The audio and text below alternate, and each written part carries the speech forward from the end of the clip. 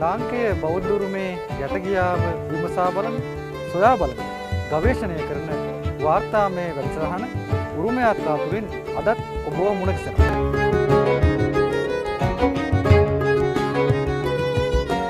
බඩේ සිය ගානකින් යුක්ත පියකට පෙළක් නැගලා කන්ටක චෛත්‍ය මළුවටයි මම මේ ප්‍රවේශ වුණේ. තවම අවිනිශ්චිතයි කවුද මේ ස්තූපය ඉදිකරුවේ කියලා. ඔබට පෙන්න විදිහට ආයකය ප්‍රධාන කොටස් දෙකකින් සමන්විත වෙනවා. දැන් මේ අපිට දකින්න ලැබෙන්නේ ඒ ලජිතිස්ස තුමා විසින් නිර්මාණය කරපු පේසාවල් වල පෘෂ්ඨ. දැන් මම මේ ඉන්නේ නැගෙනහිර ආයකය සමීපයේ. වම්පසින් බිම වැතිරී තිබෙන මේ ගල් කණුව බොහොම වැදගත් එකක්. අටසැටලෙන් සහිත කලාපයට ඔබ රැගෙන යන්න වෙන්නේ මීළඟ උරුම යාත්‍රා වැඩසටහන. ආයුබෝවන්. වසර දහස් ගණනක් පුරා ශ්‍රද්ධාවන්ත භක්තිවන්ත ශ්‍රේෂ්ඨ පරම්පරාවක් විසින් බිහි කරලා ආරක්ෂා කරලා අපිට බාර දුන්නු විභූතිමත් උරුමයක අභිමානවත් භාරකරුවන් අපි. හැබැයි ඒ අභිමානයේ කොටස්කරුවන් වෙන්න අපිට පුළුවන්කම ලැබෙන්නේ අපි ඒ උරුමය පිළිබඳ හොඳින් දැනුවත්ව ඊට ආදරය කරන්න පුළුවන්. ඒ උරුමය ආරක්ෂා කරන්න පුළුවන්. අනාගත පරම්පරාවට ඒ උරුමය පවරා දෙන්න පුළුවන් වර්තමානිකයන් පිරිසක් වෙනවා නම් පමණයි. එහෙම පිරිසක් වීම සඳහා ඒ උරුමයට සංවේදී වීමක්, උරුමය කෙරෙහි ලැබියාවක් ඇති කර ගැනීමක්, උරුමය කියවීමක් අවශ්‍ය වෙනවා. ඉතින් උරුම යාත්‍රා තුළින් අපේ අරමුණ, අපේ උත්සාහය එවන් ලැබියාවක් ඇති, එවන් ඕනෑකමක් ඇති, එවන් ශක්්‍යතාවක් ඇති පරම්පරාවක් වර්තමානිකයන් අතරින් බිහි කිරීමයි. පසුගිය වර අපි ඔබට පොරොන්දුනා කණ්ඨක චේතිය පරිශ්‍රයේ සිට ඔබව අටසැටලෙන් කරා කැඳවාගෙන යන බවට. අද අපේ සූදානම එදා වුණු පොරොන්දුව ඉෂ්ට කරන්න.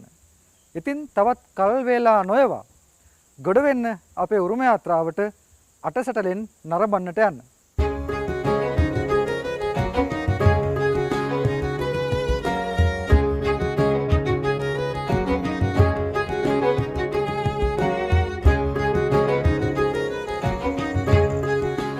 අටසැටලෙන් කරා ප්‍රවේශන මාර්ගයේ වැටී තියෙන්නේ කණ්ඨක චෛත්‍ය සමීපයෙන්මයි. මම මේ රැඳී සිටින්නේ ඒ ප්‍රවේශ මාර්ගයේ. මහාවංශයේ කියන විදිහට නම් වස්වාසය කිරීම සඳහා මිහිඳු හිමියන් ඇතුළු ඒ ධර්මදූතයන් වහන්සේලාටත් ඒ මුලින්ම අපේ රටේ බිහි වෙච්ච භික්ෂුන් වහන්සේලාටත් දේවානම්පියතිස්ස රජතුමන් ඇතුළු පිරිස විසින් ලෙන් 68ක් සූදානම් කර දුන්නා. මේ ලෙන් 68 පිහිටියේ මිහින්තලා පව්ව ආශ්‍රිතවයි. අටසැටලෙන් කියලා හඳුන්වන්නේ ඒ ලෙන් 68. ඊටාම කෙටි කාලයකදී මේවා උන්වහන්සේලාගේ වස්වාසය සඳහා සූදානම් කරලා දුන්නා වුණත් පසු කාලීනව විවිධ දායකයන් විසින් මේ ලෙන් වඩා සංවර්ධනය කරලා ලිපි පිහිටවලා භික්ෂු සංඝයාට පූජා කළ බවට පුරාවිද්‍යාත්මක සාධක තියෙනවා. දැන් මම මේ රැඳී සිටින ලෙනත් ඒ වගේ ලෙනක්. සාමාන්‍යයෙන් මම මීට කලින් කියලා තියෙනවා ලෙන සහ ගුහා කියලා වචන දෙකක් අපිට හමු වන බව. ලෙන විදියට අපි හඳුන්වන්නේ බොහෝ දුරට වැඩි මානව මැදහත් වීමකින් තොරව ස්වභාවිකවම පියස්සක් සහිතව නිර්මාණය වූ ආවරණයකට. නමුත් ගුහාවේදී යම් මානවීය මැදහත් වීමක් කරලා තමයි එය වාසස්ථානයකට සුදුසු ආකාරයෙන් සකස් කරන්නේ. ගුහා කියන වචනේ ඇතුළේ තියෙනවා සැඟවෙන ස්ථානය, ආවරණය වැනි අදහස්. දැන් මේ ලෙන නම් කරලා තියෙන්නේ අසේලගේ ලෙන විදියට. මේ පූර්ව බ්‍රාහ්මී අකුරින් ඒ කිව්වේ අඩුම ගානේ මීට අවුරුදු 2300ක් එහෙමත් නැත්නම් 2100ක් වගේ කාල පරිච්ඡේදයකට අයිති මුල්ම අකුරු වලින් වර්තමානයේ අපි භාවිත කරන සිංහල අකුරු වල ආරම්භක රූපීය ලක්ෂණ සහිත අක්ෂර වලින් මේ ලෙනෙහි හිමිකාරීත්වය කාගේද කියන එක සටහන් කරලා තිනවා. ඉතින් ඒ කාලේ සමාජ තත්ත්වයේ තේරුම් ගන්න, ඒ කාලේ විවිධ වෘත්තීන් පිළිබඳ තේරුම් ගන්න, ඒ කාලේ විවිධ පුද්ගලයන් අතර අන්තර් සම්බන්ධතා ගැන තේරුම් ගන්න, ඒ පුද්ගලයන් බෞද්ධ සංස්කෘතියට දැක් වූ දායකත්වයේ තේරුම් ගන්න අපිට මේ ලෙන් ලිපි ඉතාමත් වැදගත් වෙනවා. ලංකාවේ පැරණිම අභිලේඛන විදිහට අපි සලකන්නේ මෙන්න මේ වගේ ලෙන් වලට පහලින් කටාරමට පහලින් කොටලා තියෙන ලෙන් ලිපි. දැන් මේ ලෙනෙහි කියවෙන්නේ මේ ලිපිෙහි කියවෙන්නේ පරුමක නගපුත අසලිය ලෙනේ අගත අනගත චතුදිශ ශග්ගශ කියන එකයි. ඒ කියන්නේ ප්‍රමුඛ නාගගේ පුත්‍රයා වුණු අසලියගේ ලෙන පැමිණි නොපැමිණි සිවුදක සංඝයාට පූජා කළ බවයි. පරුමක කියලා කියන්නේ එවක ක්‍රිස්තු පූර්ව යුගයේ අපේ දේශපාලන යාන්ත්‍රණයේ තිබුණු ඉහළම තනතුරක් විදියට පුරාවිද්‍යාඥයනුත් ඉතිහාසඥයනුත් පිළිගන්නවා. දැන් පස්සේ කාලේ රජුරුන්ට පවා මපුර්මුක කියලා වචනයක් පාවිච්චි කළා. ඒ කියන්නේ මහා පරුමකයා.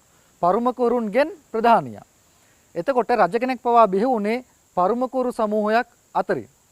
මේ ලෙනේ හිමිකාරීත්වයේ තිබුණු පුද්ගලයාගේ නාමය අසලිය.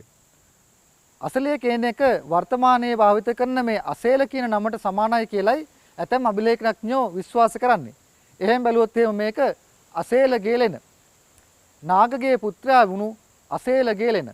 ඉතින් අපි මේ අසේලගේ ලෙන ඇතුළින් අටසැටලෙන් කරා ප්‍රවේශ වෙමු.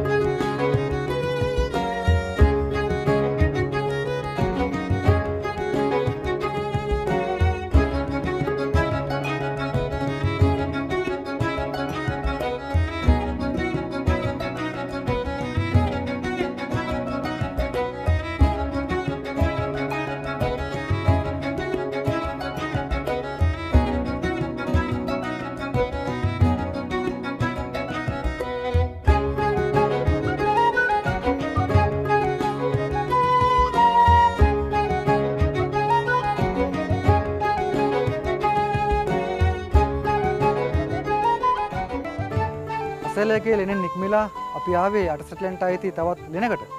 මෙතන ඊටාම තියුණු දල බෑවුමක් තියෙනවා. බොහොම අවදානම් සහගත විදියටයි අපිත් මෙතනට ගොඩ උනේ. නමුත් මේ ලෙන ඉදිරියට ඊටාම මනස්කාන්ත දර්ශනයක් තියෙනවා. ඈතින් ඈතට දිවෙන දර්ශන සහිත දර්ශනයක්. මෙතට මහා සෑය ඊටාම හොඳින් දර්ශනය වෙනවා. මහා සෑය විතරක් නෙවෙයි නාග පොකුණට යන මාවතත් මෙතනට ඊටා හොඳින් දැක් ගන්න පුළුවන්. ඒ වගේම ඉතාමත් සීත සුලන් ධාරා හමා එන පරිසරයක්. මේ වගේ ස්ථාන බොහෝ වෙලාවට අභිලේඛනවල දක්වලා තියෙන්නේ දකින්න ප්‍රිය උපදවන ස්ථාන විදියටයි. දැන් ඇතම් ලෙන්වල නම දක්වලා තියෙන්නේ මනාප දස්සන විදියට. ඒ කියන්නේ දැකීමට ප්‍රියතාවක් උපදවන ලෙන් විදියට. මේ ලෙනේ ඒ විදිහේ විශේෂ නාමයක් නැති වුණත් ඇත්තම මෙතන මනාප දර්ශනයක්. තවත් සමහර ලෙන්වල ඒ ලෙනේ නාමකරණය සඳහා භාවිතා කරනවා සුදසන කියන නම. ඒකවේ සුදර්ශනය, යහපත් වූ දර්ශනය, මනා වූ දර්ශනය. මෙතනත් යහපත් වූ මනා වූ දර්ශනයක් සහිත ස්ථානයක්. ඊට පුළුල් භූමි දර්ශනයක් සහිත ස්ථානයක්. අපි මෙතනින් නික්මිලා මේ අටසැටලෙන් පැත්තට තියෙන මාවත ඔස්සේ තවත් ලෙන් කිහිපයක් සොයාගෙන ගමන් කරන්නයි දැන් සූදානම් වෙන්නේ.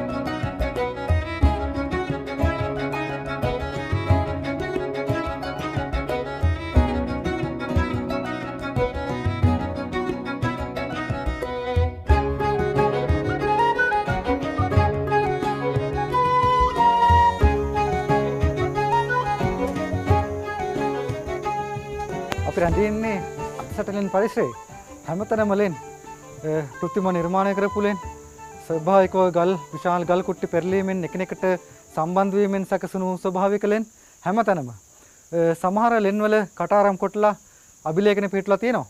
දැන්ට ප්‍රසිද්ධ කරලා තියෙන විදිහට මිහින්තලෙන් පූර්ව බ්‍රාහ්මී ලෙන් ලිපි 75ක් අනාවරණය කරගෙන තියෙනවා. එයින් 58ක්ම තියෙන්නේ මේ අටසැටලෙන් ආශ්‍රිතව.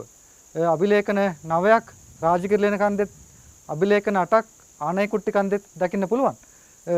දැන් සමහර ලෙන් මහා පරිමාණයි. නමුත් සමහර ලෙන් ඇත්තරම පර්වත භූමියත් එක්ක සම්බන්ධ වෙන තැන කුඩා බැවුම් සහිත ස්ථානවල නිර්මාණය කරපු ලෙන් මේත් ඒ වගේ එක ලෙනක්. මෙතනත් ඉතා පහළ මට්ටමක අභිලේඛනයක් තියෙනවා.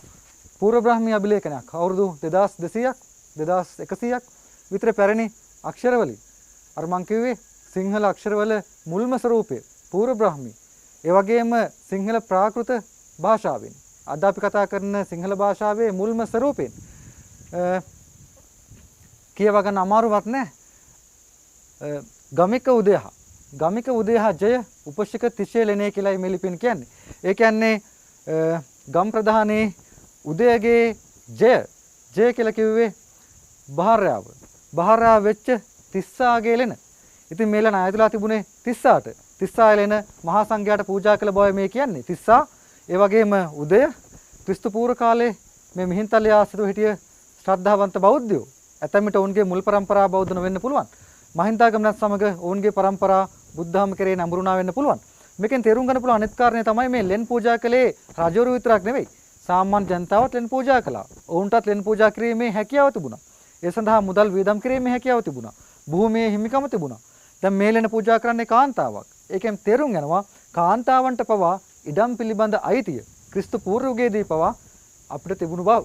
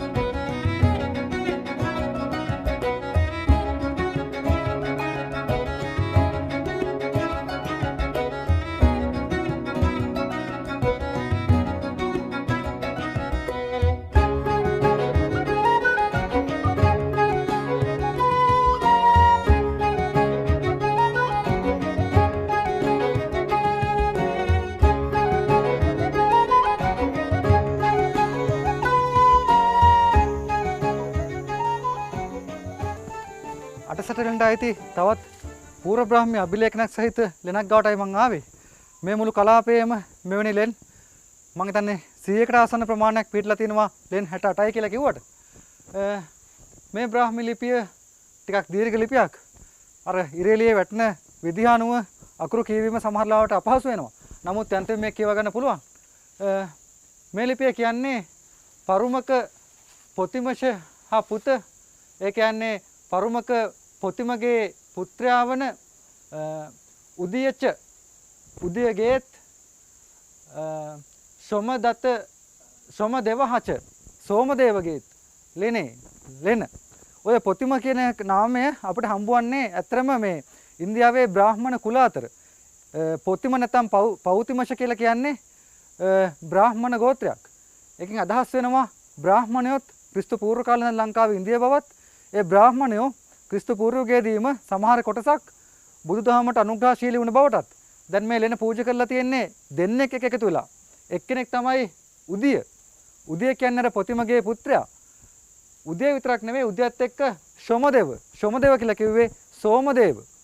සෝමදේවත් එකතුලා තියෙනවා. මේ දෙන්නාම එකතුලා තමයි ලෙන පූජා කරලා තියෙන්නේ. ඒකෙන් පේනවා ඇතැම් ලෙන් තනියෙන් පූජා කළා.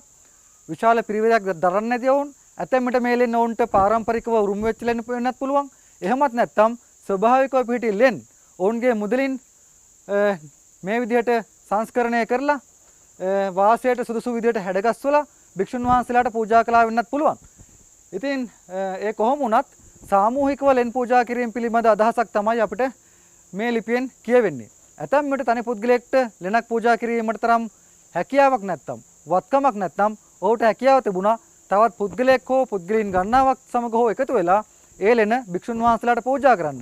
ඒ කොහොම වුණත් මේ වෙන්න අපිට කියන්නේ ක්‍රිස්තු පූර්ව 3 ක්‍රිස්තු පූර්ව 100 වස් අතරදී මේ බෞද්ධ භික්ෂූන්ගේ අනුග්‍රහකයන් වෙන්න ලංකා සමාජය මොනතරම් උනන්දුවෙන් කටයුතු කළාද මොනතරම් උද්‍යෝගයෙන් කටයුතු කළාද කියන එකයි.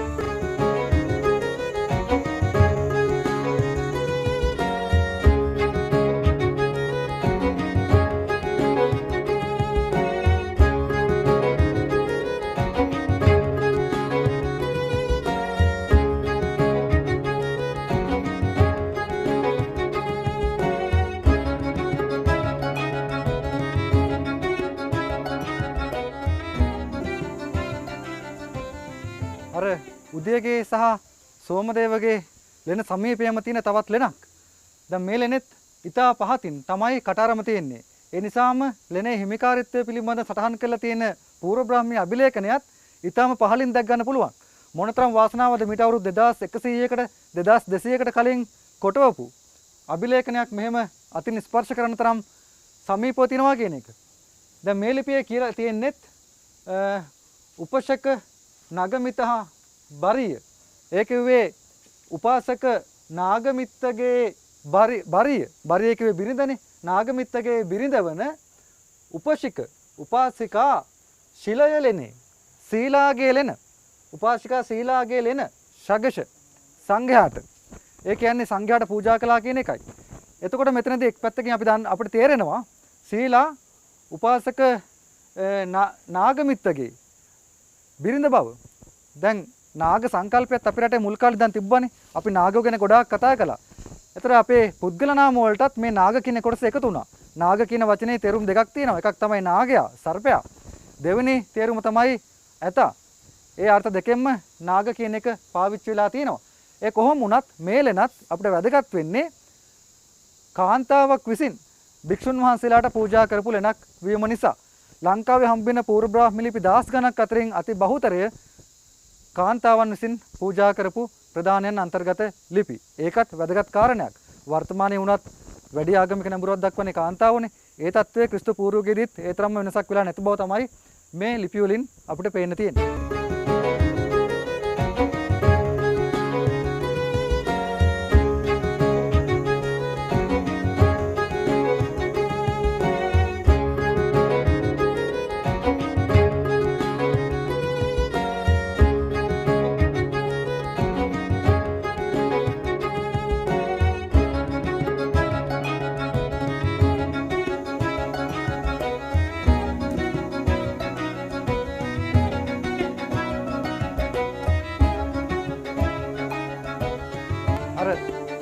සීලා උපාසිකාව පූජා කරපු ලෙනට බොහොම සමීපයෙන් ඒ පර්වතයේ පෘෂ්ඨයේම තියෙන තවත් ලෙනක්.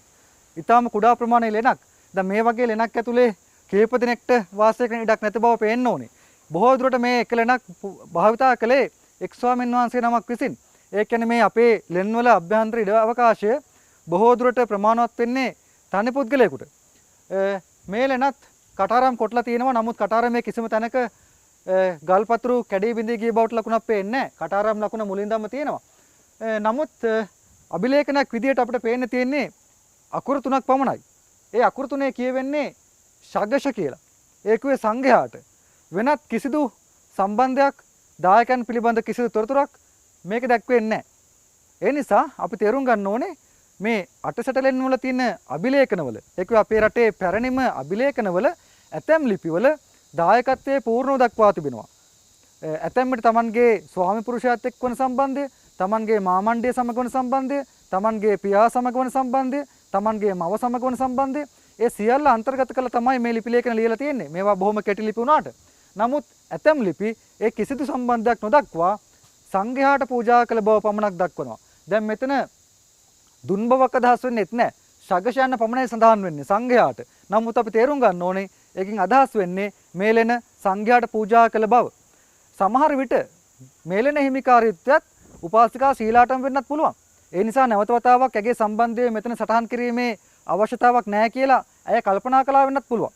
දැන් වර්තමානයේ මේ ලෙන අභ්‍යන්තරය විවිධ සර්පයන් විසින් ජනාවාස කර තිබෙන බව පේනවා. මේ වගේම තත්ත්වයක් තියෙන්නේ නැති ක්‍රිස්තු පූර්ව කාලෙත්. ඒ නිසායි දෙවන පැති ශ්‍රතුමාට සිද්ධ වුණේ යම්කිසි කාල පරිච්ඡේදයක් වැය කරලා මේ ලෙන් මිහිඳු මහරහතන් වහන්සේ ඇතුළු භික්ෂුන් වහන්සේලාට වස්වාසය කරන්න සුදුසු විදිහට නිර්මාණය කරන්න. එහෙම තමයි. ඉතිහාසයේ සිදුවීම් නැවත නැවත සිද්ධ වෙනවා. කාලයක් දියුණුව පැවතිච්ච ස්මාරක නැවත වතාවක් විනාශ වෙලා ගිහිල්ලා ඒ පරිහානීය තත්ත්වයටපත් වෙනවා. ආපහු සැරයක් අනාවරණය කරගෙන දියුණු තත්ත්වයටපත් වෙනවා. මේක තමයි ඉතිහාස චක්‍රය.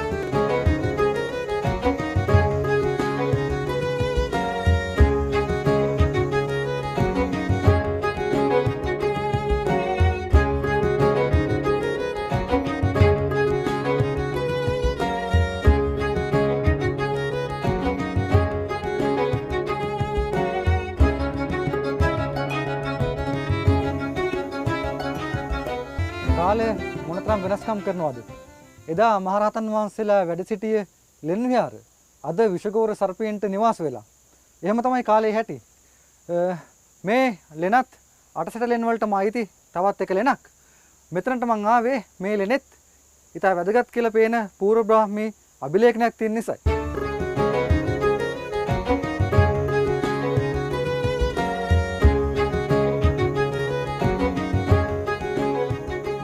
තරමක් දීර්ඝ ලිපියක්. කියවන්න ඒ තරම් අපහසුයක් නැහැ.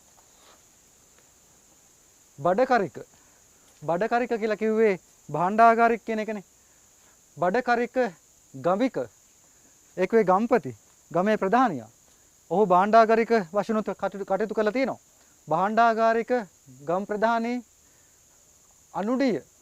අනුඩිය කියලා කිව්වේ අනුලිය කියන එකයි. මේක ඇත්තටම ස්ත්‍රී ලිංගාර්ථවත් දක්වලා තියෙන්නේ. දැන් අනුඩ කියන වචනේ අනුල කියන තේරුමක් තියෙනවා.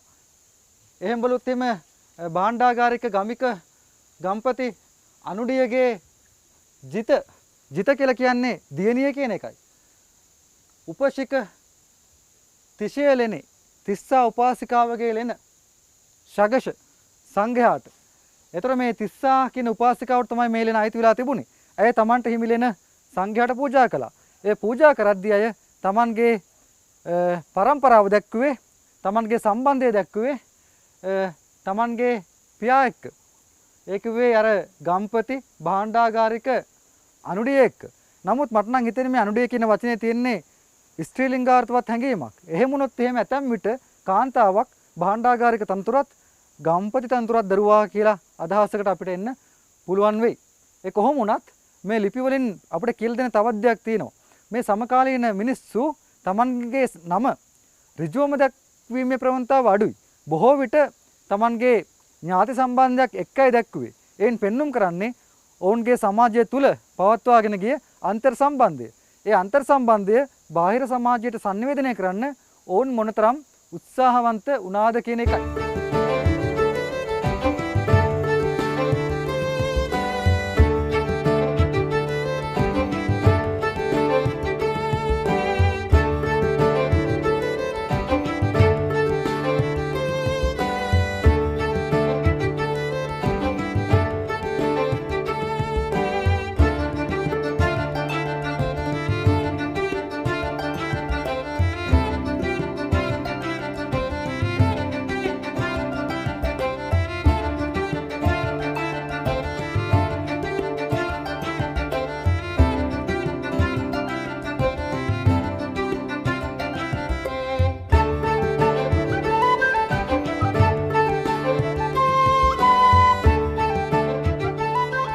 සෑහෙන වෙලාවක් අටසටලෙන් අතර සැරිසරලා නැවතත් මිහින්තලේ මහනුවර ප්‍රධාන මාර්ගය අසලට පැමිණියා. ඒ වර්තමානයේ බොහෝ බෞද්ධයින් අතර ජනප්‍රියත්වයට පත් වෙලා තියෙන, බොහෝ වන්දනයට පත් වෙලා තිබෙන කටුසෑය පිළිබඳව ඔබට වාර්තා කරන්න.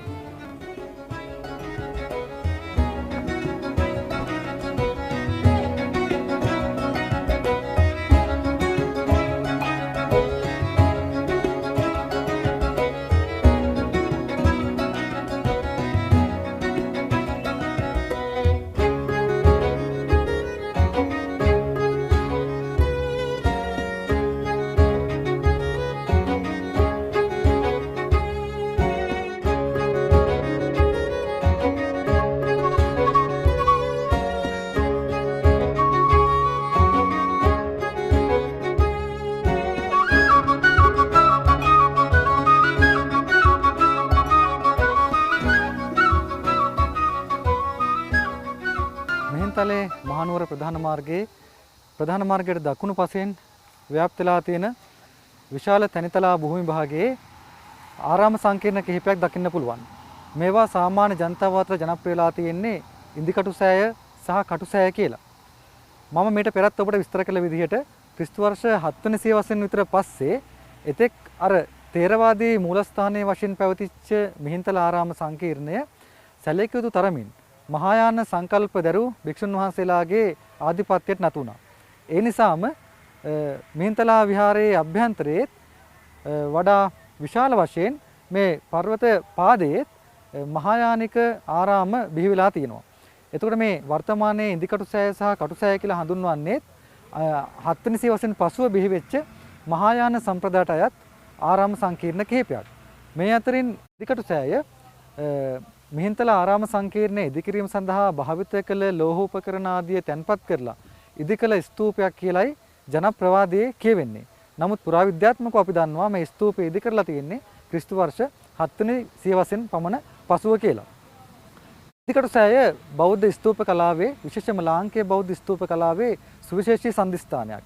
අපේ ස්තූප ථේරවාදී සම්ප්‍රදාය සහ මහායාන සම්ප්‍රදාය කියලා කොටස් දෙකකට වෙන් කරන්න පුළුවන්. එතකොට අපි කඳු මුදුනේ දැක්කේ ථේරවාදී සම්ප්‍රදායට අයිති ස්තූප නටබුන්. නමුත් මේ මිහින්තලා පර්වත පාමුල තියෙන මේ ඉන්දිකටු සෑයත් කටු සෑයත් කියන ස්තූප දෙකම අයිති වෙන්නේ මහායාන සම්ප්‍රදායට. මේ ස්තූපවල ස්තූප නිර්මාණය කරලා තියෙන්නේ තැනිතලා භූමියේ නිර්මාණය කරන ලද કૃත්‍රිම වේදිකාවක් මත. ඒ වේදිකාව මත නැවතත් ශෛලමය අධිෂ්ඨානයක් උඩ නැත්තම් ශෛලමය පදනමක් මත තමයි ඉන්දිකටු සෑයත් කටු සෑයත් දෙකම නිර්මාණය කරලා තියෙන්නේ. මේ ස්තූප දෙකම නිර්මාණ ශෛලියෙන් බොහෝම දුරට සමානයි. ගර්භයෙන් පහළ කොටස, ඒ කියන්නේ ස්තූපයේ අපර භාගයේ මුළුමනින්ම පාහේ කපා හැඩගන්වන ලද, උපමට්ටම් කරන ලද ග්‍රැනයිට් වර්ගයේ ගල් කුට්ටි උපකාර කරගෙන නිර්මාණය කරලා තියෙනවා. දැන් ඒකත් අපිට ඉතා වැදගත්. මොකද එහි ඔබට පේනවා ඇති තුන්වන පේසාවලල්ලට ඉහළින් උඩුකුරු සහ යටිකුරු පෙති වලින් සමන්විත පද්ම කැටයම් තීරුවක් තියෙනවා. සාමාන්‍යයෙන් මේ ලක්ෂණය අපේ ථේරවාදී සම්ප්‍රදායේ මුල් කාලේ දකින්න ලැබෙන්නේ නැහැ. පද්මයේ නිතරම පාහේ පාරිශුද්ධ සංකල්පයක් වශයෙන් අපි භාවිතා කරලා තියෙනවා.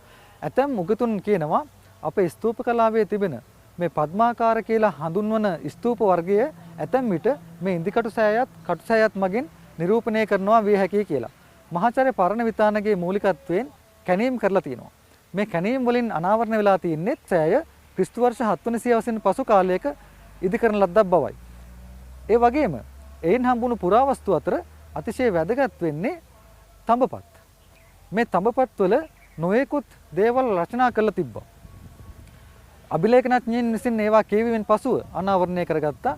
ඒ තඹපත් වල ලියා තිබෙන්නේ මහායානිකයන් අතර අතිශය ජනප්‍රිය වෙලා තියෙන පංචවිංශති සහස්‍රිකා ප්‍රඥා පාරමිතා කියන සූත්‍ර වලට අයත් පාඨ බව. ඒ වගේම ඉන්දිකටු සෑයනුත් කටු සෑයනුත් හම්බුලා තියෙන තවත් තඹපත්වල මහායාන ධාරණී මන්ත්‍ර ධාරණී පාඨ රචනා කරලා තිබුණා. ඒ නිසා ඊට පැහැදිලි මේවා මහායාන ස්තූප බව. දැන් මහායානිකයන් ථේරවාදීන් වගේ ස්තූප අභ්‍යන්තරයේ ශාරීරික ධාතුන් වහන්සේලා තැන්පත් කිරීමක් සිදු කරන්නේ නැහැ. ඒ වෙනුවට ඔවුන් ධම්මකාය. ඒ කියන්නේ ඔවුන් විශ්වාස කරන විදිහට බුදුන් වහන්සේ විසින් දේශනා කරන ලද විවිධ සූත්‍ර ඇතුළත් තඹපත් තැන්පත් කරනවා. මිහින්තලා කඳු මුදුනේදී අපි ඔබට කිව්වා ත්‍රිකායස්තව ලිපිය පිළිබඳව. ඒ ත්‍රිකායේ එක් කායක් තමයි ධම්මකාය.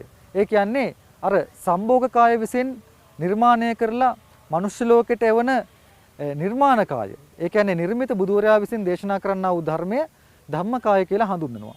ඒ ධම්මකාය තැන්පත් කරලා නිර්මාණය කරපු ස්තූප තමයි ධම්මචේතී කියලා අපි හඳුන්වන්නේ. එන මේ දෙකමයි තියෙන්නේ අන්නේ කියන ධම්මචේතී ගණයට. නමුත් වර්තමානයේදී ඉදිකටු සෑය ප්‍රදේශයේ බෞද්ධ ජනතාව අතර අතිශයින් ගෞරවයට වන්දනයට පාත්‍ර වෙලා තියෙන්නේ අනුහස් සහිත ස්ථානයක් විදියට. දැන් පුරාවිද්‍යාත්මකව අනාවරණ වෙලා තියෙන මහායානයේ සම්බන්ධය ඔවුන්ට ඒ තරම් වැදගත් වන්නේ නැහැ. ඔවුන් ඒ පිළිබඳ සැලකිල්ලක් දක්වන්නේත් නැහැ. ඒ වෙනුවට ඔවුන් මෙතන ඊට අනුහස් සහිත තමන්ගේ සිතුම් පැතුම් ඉෂ්ට කර දෙන ඒ ඉෂ්ට කර දීමේ හැකියාවෙන් යුක්ත දේව බැල්ම සහිත ස්ථානයක් වශයෙන් සලකලා බාරහාර වෙනවා. ඒවා ඉෂ්ට වුණාට පස්සේ ඒවා ඔප්පු කිරීම කරනවා, නොයෙකුත් පුද සත්කාර කරනවා. ඉතින් මේක තමයි උරුමය කාලාන්තරයක් තිස්සේ පවත්වාගෙන යන විට ඇතිවෙන ප්‍රවණතා වෙනස් වීම. එක් කාල සීමාවක එක් අරමුණකින් ඉදි කරපු උරුමය වර්තමානයේදී තවත් අරමුණකින් භාවිත වෙනවා. ඒක තමයි සංස්කෘතිය කියන්නේ. සංස්කෘතිය හැමදාම එක විදිහට තියෙන්නේ නැහැ. කාලෙන් කාලට කාලයට සාපේක්ෂව සමාජයේ ඇතිවන ගතිකත්වයන්ට සාපේක්ෂව සංස්කෘතියත් වෙනස් වෙලා යනවා.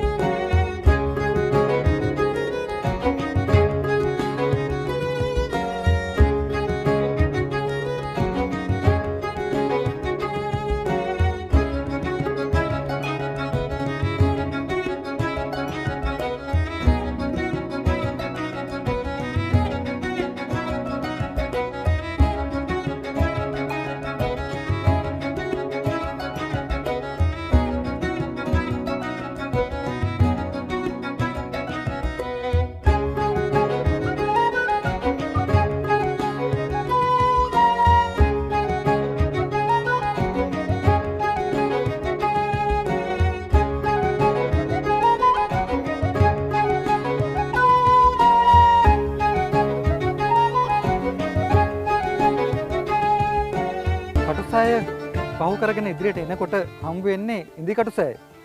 ඉන්දිකටු සෑය කටුසෑය වගේම ආකෘතියකින් යුක්තයි. ජනප්‍රවාදයේ තියෙන්නේ මිහින්තලේ භික්ෂුන් වහන්සේලාගේ සිවුරු මැසීම් ආදිය සඳහා භාවිත කරපු ඉන්දිකටු තැන්පත් කළා මේ සෑය නිර්මාණය කළා කියන එකයි. නමුත් මේ ප්‍රවාද දෙකම බොහෝ පසු කාලීනව නිර්මාණය කරගත්ත බවට කිසිම සැකයක් නැහැ. කොහොම වුණත් සමාන ආකෘතියකින් යුතුනාට කටුසෑයට ලැබිලා තියෙන වැදගත්කම මිනිසුන්ගෙන් ඉන්දිකටු සෑයට ලැබිලා නැති බව හොඳටම පැහැදිලිව පේනවා.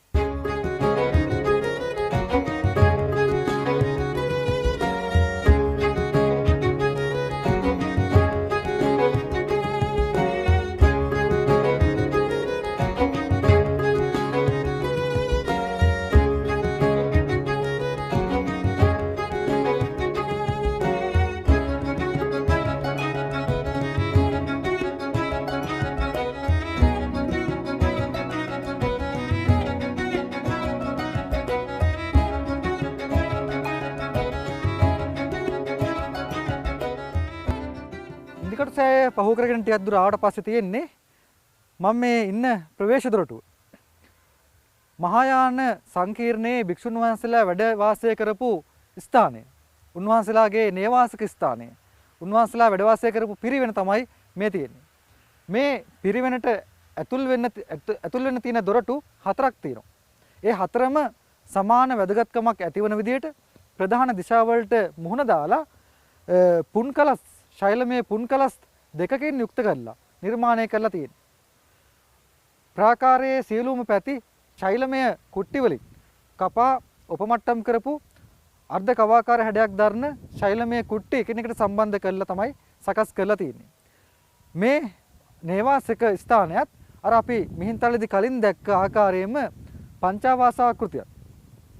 ඒ කිව්වේ ආවාස 5කින් යුක්ත විහාර ඒකකයක්. සාමාන්‍ය විදිහටම මැද මධ්‍යගතව නායක ස්වාමීන් වහන්සේලාගේ නේවාසික ස්ථානය නැත්නම් නේවාසික කුටිය දකින්න පුළුවන්. ඒක අනෙක් කුටි වලට වඩා සාපේක්ෂ වැඩි උස මට්ටමකින් වැඩි විභූතියකින් දකින්න තියෙනවා. උපවිහාර එහෙම නැත්නම් උප කුටි එකිනෙකට මුහුණ දාලා ඒ කිව්වේ එකිනෙකට ප්‍රතිමුඛව දිශා 4ෙන් පිහිටලා තියෙනවා.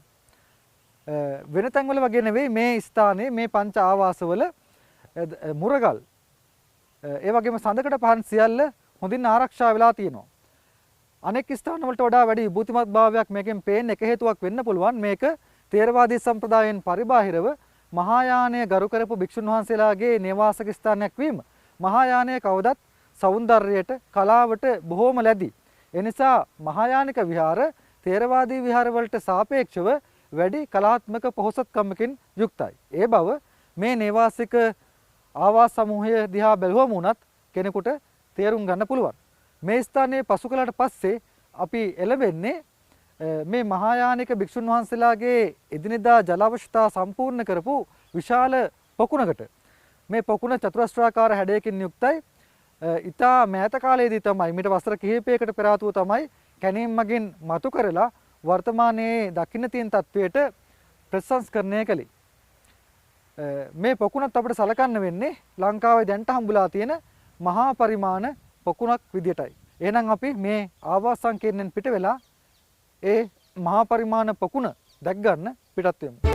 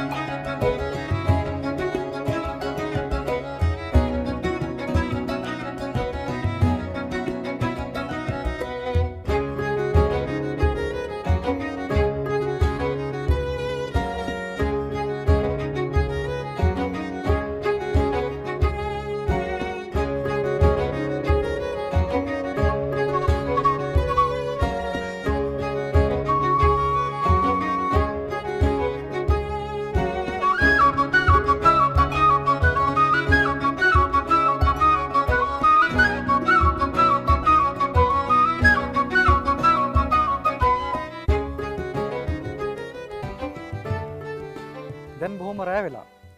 අද දවසම අටසැටලෙන් ආශ්‍රිත පරිසරය තුළ අපේ අධ්‍යයන කටයුතු ගවේෂණ කටයුතු සිදු කරන්න අපි භාවිත කළ නිසා බොහොම සවස් කාලයේ තමයි මේ ස්ථානයට එන්න සිදු වුණේ.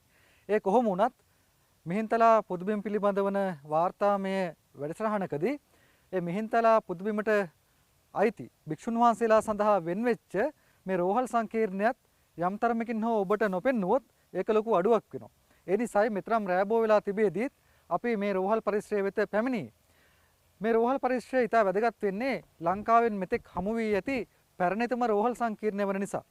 මම හිතන්නේ ලංකාවෙන් විතරක් නෙවෙයි දකුණු ආසියාවෙන්ම මේ තරම් පැරණි රෝහල් සංකීර්ණයක් හමු වී නැති තරම්. මහාවංශයට අනුව මිහින්තලා රෝහලක් කරවීම පිළිබඳ වාර්තා වෙන්නේ ක්‍රිස්තු වර්ෂ 9 වෙනි සියවසේදී පමණ ඒ දෙවනි සේනාධිපතිතුමා විසින්. දෙවන සේනාධිපතිතුමා සෑගිරියෙහි රෝහලක් කරූ බව මහාවංශයේ කියනවා. පසු කාලයේදී ඔය දෙවෙනි කාශ්‍යප වගේ රජවරුත් මේ රෝහලට අනුග්‍රහ දැක්වුවා. මේ රෝහලේ සංකීර්ණය මේ රෝහලේ ව්‍යුහය ගත්තට පස්සේ ආකෘතිය ගත්තට පස්සේ ඒක චතුරස්‍රාකාර කොටස් දෙකකින් සමන්විතයි. ප්‍රධාන කොටස මේ ප්‍රවේශ දොරටුවත් සහිතව තියෙන කොටස මෙතනට එන ඕනෑම අයෙක් ප්‍රවේශ වෙන්න ඕනේ මේ දොරටුවෙන්. ප්‍රධාන දොරටුව එකයි මේ රෝහලේ දකින්නට ලැබෙන්නේ. රෝහලට ප්‍රවේශ වුණාට පස්සේ මගේ දකුණු අත පැත්තෙන් තියෙන කුටියක් ඔබට පේනවා ඇති. මේ කුටිය අඳුරගෙන තියෙන්නේ මූලික සායනික කටයුතු සිදු කළ කුටිය විදිහට. ඒ කියන්නේ වෛද්‍යවරයා විසින් ඒ රෝගියාව පරීක්ෂා කරලා බලලා ඒ රෝගය පිළිබඳ යම් මූලික අදහසකට එළඹෙන්න පාවිච්චි කරපු කුටිය. සායනික කුටිය. ඒ වගේම මගේ වම් කෙළවරේ තවත් කුටියක් තියෙනවා. මේ කුටිය හඳුරගෙන තියෙන්නේ බෙහෙත් ගබඩා කරපු කුටිය විදිහටයි. ඒ කියන්නේ මේ රෝහලේ බෙහෙත් ගබඩාව. එහි කරපු කැණීම් වලදී ඉතා වටිනා පුරාවස්තුවක් අනාවරණය වුණා. ඒ තමයි හොඳින් ග්ලේස් ආලේප කළ ඉරාන එහෙම නැත්නම් පර්ෂියන් කලාපයෙන් ගෙන්නවා කියලා හිතන විශාල මැටි භාජනයක්. මැටි බුජමක්. මේ මැටි භාජනය පරීක්ෂා කරපු ඇතැම් විද්වතුන් අදහස් පළ කරලා තියෙනවා එහි ගබඩා කරන ලද බෙහෙත් රෝගීන් සිහි නැති කිරීම උදෙසා භාවිත කරන්නට ඇති කියලා. ඒ නිසා ඇතැම් විට සිහි නැති කිරීමේ සිහි නැති කරන ප්‍රතිකාර ක්‍රම පවා මේ රෝහල තුල සිදු කරන්නයි කියලා අපිට හිතන්න පුළුවන්. ඒ ඖෂධ ගබඩාවට නුදුරින් තවත් චතුරස්‍රාකාර කුටියක් පිහිටා තිබෙනවා.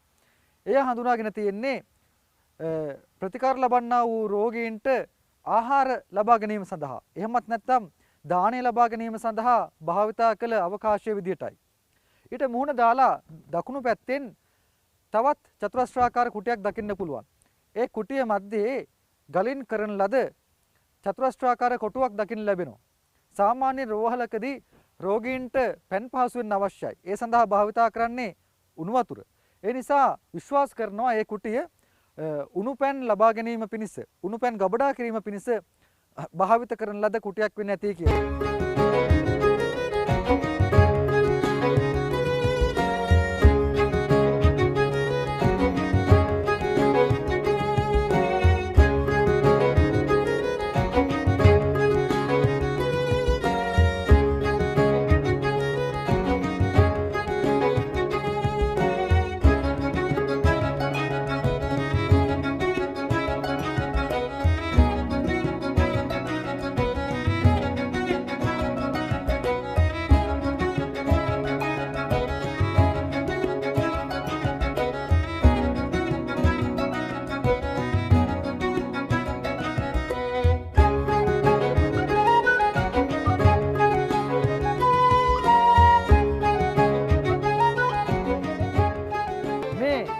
ආරම්භක ප්‍රවේශය පහු කරලා ඉදිරියට යනකොට ඊළඟ චතුරස්‍රය හමු වෙනවා.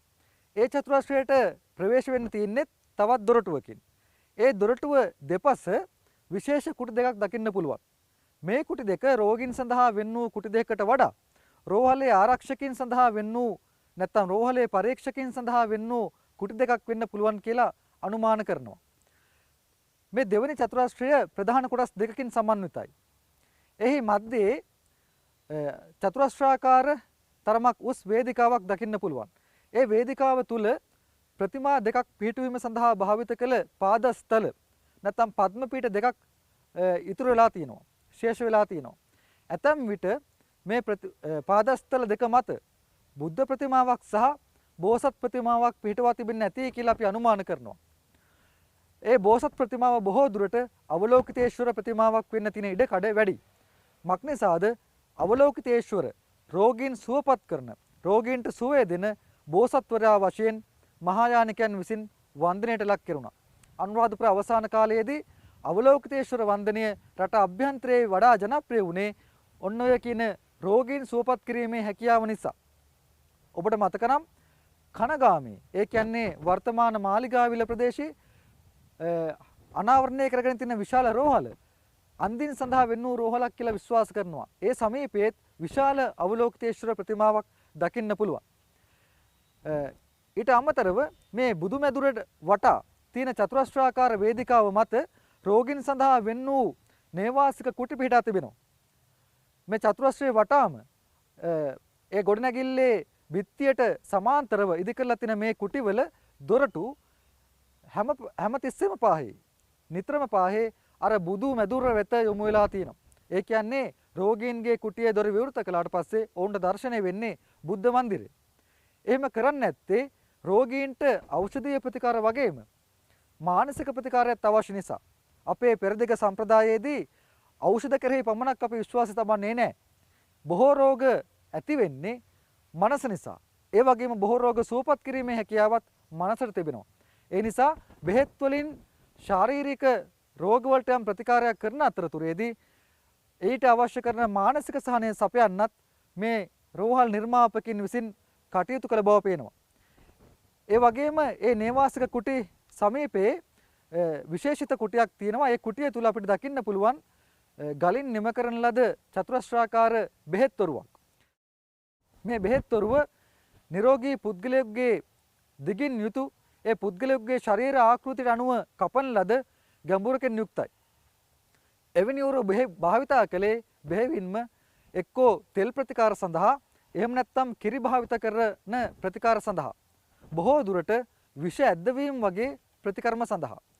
දැන් මේ රෝහල සම්බන්ධයෙන් පරීක්ෂණ කරපු ඇතැම් දේශීය වෛද්‍යවරු අපිට කියලා තියෙන දෙයක් තමයි මේ බෙහෙත්වරුව ස්ථානගත කරලා තියෙන දිශාව පවා වැදගත්. මක්නිසාද ඒ ස්ථානගත කරලා තියෙන දිශාව ග්‍රහපීඨයෙන් අනුව විෂ ඇද ගැනීමේ ශක්තියක් තියෙනවා කියලා. ඒ නිසා ඇතැම් විට මෙවැනි රෝහල් සංකීර්ණ පිහිටවීමේදී වාස්තු විද්‍යාවට අමතරව අර ජ්‍යොතිෂමය කාරණා පවා සැලකිල්ලට ගන්න නැති කියලා අපිට විශ්වාස කරන්න හැකියාවක් තියෙනවා. අර 4 වෙනි මිහිඳු රජුගේ මිහින්තලා පූර්ව ලිපියෙත් මේ රෝහල ගැන යම් යම් සඳහන් තියෙනවා. විශේෂයෙන්ම මේ රෝහලේ සේවය කරපු වෛද්‍යවරුන්ට ගෙවිය යුතු ඉඩම් ප්‍රමාණ සහ කිරිය ප්‍රමාණ පිළිබඳ ඒ පූර්ව ලිපියේ කියලා තියෙනවා. එහි වෛද්‍යවරුන් හඳුන්වන්නේ වෙත්නා කියලා. වෛද්‍ය නායකයා. ඒ වගේම මේ පුහුඩා වේදා කියන වචනත් ඒ ලිපියේ දකින්න පුළුවන්. පුහුඩා වේදා කියලා කිව්වේ කූඩල්ලන් භාවිත කරලා ප්‍රතිකාර කරන වෛද්‍යවරුන්ට ශරීරයේ තියෙන විෂලේ කුණුලේ එළියට ඇදලා ගන්න කූඩල්ලන් භාවිත කිරීම ඒ කාලෙත් වර්තමානයේත් සුළු වශයෙන් හෝ දකින්න තියෙනවා. මේ කූඩල්ලන් හැඳින්වුවේ වෙද කූඩල්ල කියලා. ඒ වෙද කූඩල්ලන් භාවිත කරලා රෝග සුව කිරීමේ ක්‍රමයක් මේ මිහින්තලා රෝහල තුල සිද්ධ කරන බව පේනවා. ඒ වගේම ඒ පූර්ව ලිපියේ කියනවා අසනීප වී සිටින භික්ෂුන් වහන්සේලා සඳහා වෛද්‍යවරුන්ගේ නිර්දේශය මත දාන කොටස් සපයන්න ඕනේ කියලා. ඒ නිසා අපිට ඉතාම පැහැදිලි මේ රෝහල් සංකීර්ණය භාවිත කරන්නේ නැත්තේ අර සෑගිරියේ වැඩ වාසය කරපු භික්ෂුන් වහන්සේලා අතරින් ගිලන් වූ භික්ෂුන් වහන්සේලා නැවත නිරෝගී තත්වයට පත් කිරීම සඳහායි. ඒ නිසා මේ රෝහල භික්ෂු නේවාසික රෝහලක් වශයෙන් සැලකන එක වඩාත් සාධාරණයි කියන එකයි අපගේ අදහස. ඉතින් අපි හිතනවා මේ කෙටි විස්තරය ප්‍රමාණවත් වේවි මේ රෝහල පිළිබඳව. විශේෂයෙන් මතක් කළ යුත්තේ මේ රෝහලේ සිදු කරපු පුරාවිද්‍යා කැණීම් වලින් ඇඹරුම් ගල් ඒ වගේම ශල්‍ය උපකරණ සැලකිය ප්‍රමාණයක් ලැබිලා තියෙනවා. මේ ශල්‍ය උපකරණ අතරේ කතුරු, ලෝහමය කතුරු, ඒ වගේම ලෝහමය කැපුම් තල, ඇතැම් විට පිහි ආකාරයේ උපකරණ ආදියත් දැක් ගන්න පුළුවන්. ඒවා පරීක්ෂා කරපු නූතන බටහිර වෛද්‍යවරු පවා විස්මයටපත් වුණා. ඔවුන් කියනවා ඒ ශල්‍ය උපකරණ සහ වර්තමානයේ භාවිත කරන ශල්‍ය උපකරණ අතර සැලකිය යුතු වෙනස්කමක් නැහැ කියලා. එකෙන් අදහස් කරන්නේ මිහින්තලා රෝහල තුල ක්‍රිස්තු වර්ෂ 9 10 සියවස් වලදී ශරීරය විවෘත කරලා සිදු කරන අභ්‍යන්තරික ශල්‍ය කර්ම පවා සිද්ධ කරලා තියෙන බවයි. ඒ විතරක් නෙවෙයි. වෛද්‍යවරුන් විශේෂයෙන්ම දේශීය වෛද්‍යවරුන් දේශීය බෙහෙත් වල ඊටා කුඩා ප්‍රමාණ කිරන්න ගන්න, මනින්න ගන්න ඊටාම කුඩා ප්‍රමාණය. ඒ කියන්නේ ශුද්‍ර තුලා මේ ස්ථානය කළ කැණීම් මගින් අනාවරණය කරගෙන මිහින්තලා පුරාවිද්‍යා කෞතුකාගාරයේ තැන්පත් කරලා තියෙනවා.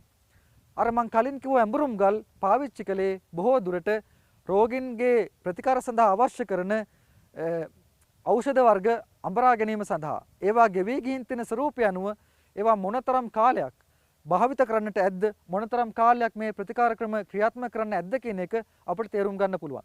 ඉතින් මිහින්තලා පුදුබිමට පැමිණෙන යම් වන්දනාකරුවෙක් මේ රෝහල නරඹනවා වගේම ඒ ආසන්නයේම තියෙන මිහින්තලා පුරාවිද්‍යා කෞතුකාගාරයත් නරඹලා මේ රෝහලින් අනාවරණය වෙච්ච නොයෙකුත් උපකරණ, ඇඹරුම් උපකරණ, ශල්‍ය උපකරණ, ඔරු ආදියත් නරඹලා අපේ අතීතය පිළිබඳ, අපේ අතීත වෛද්‍ය ක්‍රමය පිළිබඳ ආඩම්බරයක් ඇති කරගන්නවා නම් අපි බලාපොරොත්තු වෙන්නේ ඒ දෙයි. ඒ වගේම නූතන බටහිර වෛද්‍ය ශිෂ්‍යයන්ට පවා මේ රටේ තිබිච්ච දේශීය වෛද්‍ය ක්‍රමය ගැන යම් අදහසක් ලබා ගන්න මේ රෝහලේ ආකෘතියත් ඒ වගේම අර පුරාවිද්‍යා කෞතුකාගාරයේ තැන්පත් කරලා තියෙන පුරාවස්තු සමූහයත් ඉතා වැදගත් මූලාශ්‍රයක් වෙනවාට කිසිම සැකයක් නැහැ. දැන් නම් හොඳටම රැබෝ වෙලා. ඒ නිසා අදට අපේ වැඩසටහන මෙතකින් අවසන් කරන්නත් අපිට සිද්ධ වෙනවා.